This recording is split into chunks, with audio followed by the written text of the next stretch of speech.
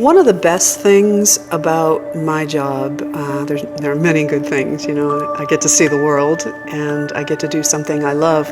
But one of the best things about my job is the people I get to meet.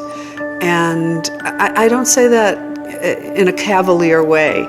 I wanted to tell you about one story about a very touching and a very heartwarming situation.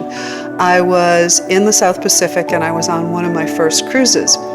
And I saw that a woman was dining alone, and it's not unusual when somebody is cruising by themselves to ask if they would like to join your table, or they'll ask you if you'd like to join them. Anyway, she had just lost her husband, and I think the first couple of times I told this story I got a little bit weepy, but I've told it enough now that it's just a nice story.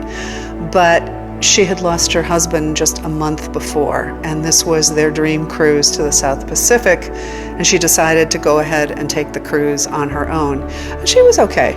She was having a nice time, and I think she even smuggled some of her ashes to Tahiti, but I shouldn't be saying that. Anyway, so she decided, we headed off and we spent the cruise together, and she wanted to know if I could design a piece that would be a remembrance of him, a remembrance of the trip that they were supposed to take together. And she wanted it in gold. She wanted, the big pearls. And I thought, obviously I'm wearing it because I don't usually sit around in my living room wearing this necklace. But it was a little bit of a challenge for me. I had just started working in gold. I'd just started doing one-of-a-kinds. And it was a big leap in skill. And we sat and we designed this piece for her. I'm very proud of it. And it was 13 pearls, and it represented all of their children and grandchildren.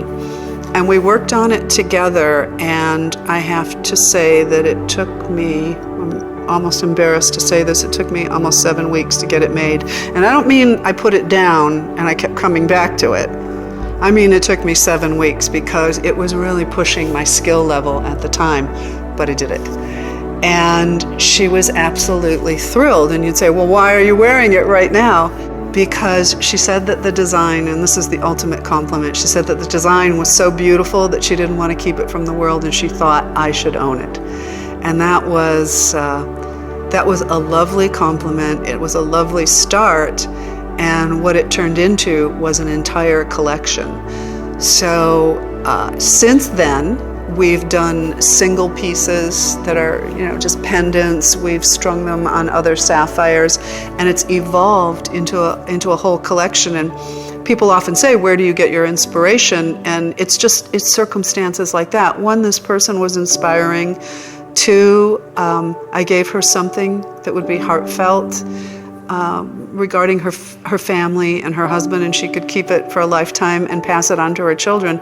But it also became my design, and we call it the Dream of Moorea because we were in the South Pacific on the island of Moorea when we designed it.